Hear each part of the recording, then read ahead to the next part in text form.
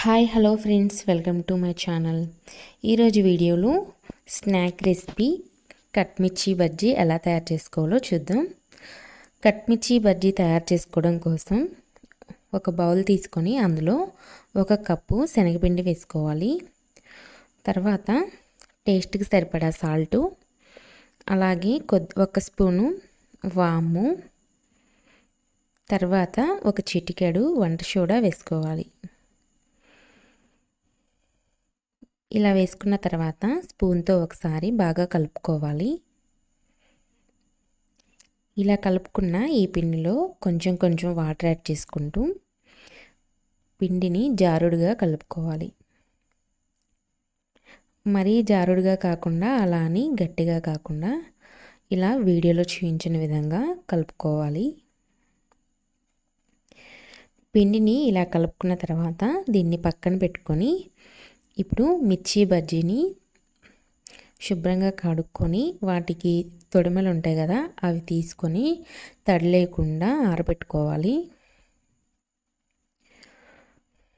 ఇప్పుడు ఈ మిర్చిని మధ్యలోకి కట్ చేసుకోవాలి, ఘాట్లాగా పెట్టుకోవాలి.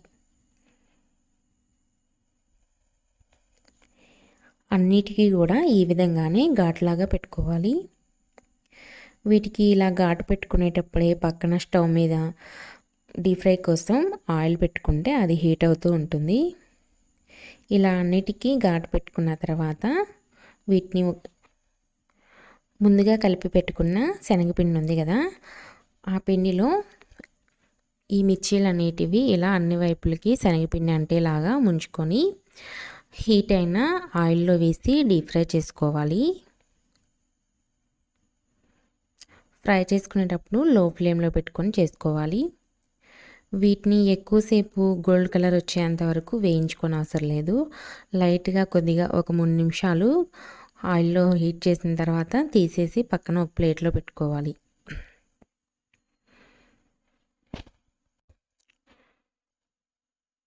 చూసారు కదా, ఈ విధంగా కాలితే సరిపోతుంది. ఇప్పుడు వీటిని తీసి పక్కన ఒక ప్లేట్లో పెట్టుకోవాలి. ఈ విధంగానే మిగిలిన బజ్జీలు కూడా ఇదే కలర్లో వేయించుకొని తీసి పక్కన పెట్టుకోవాలి.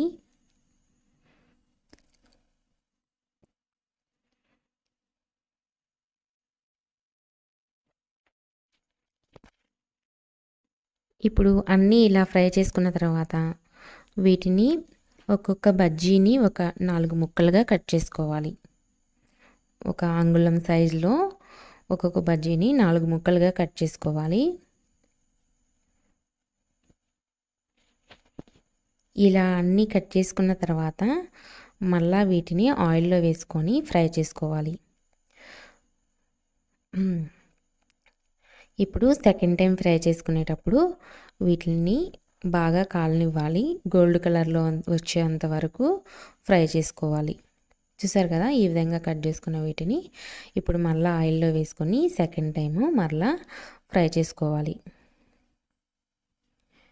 ఇలా కట్ చేసుకున్న తర్వాత గోల్డ్ కలర్ వచ్చేంత వరకు ఫ్రై చేసుకోవాలి. ముందు మాత్రం అలా ఒక 5 నిమిషాలు అలా వేసి ఇలా తీసేస్తే సరిపోతుంది.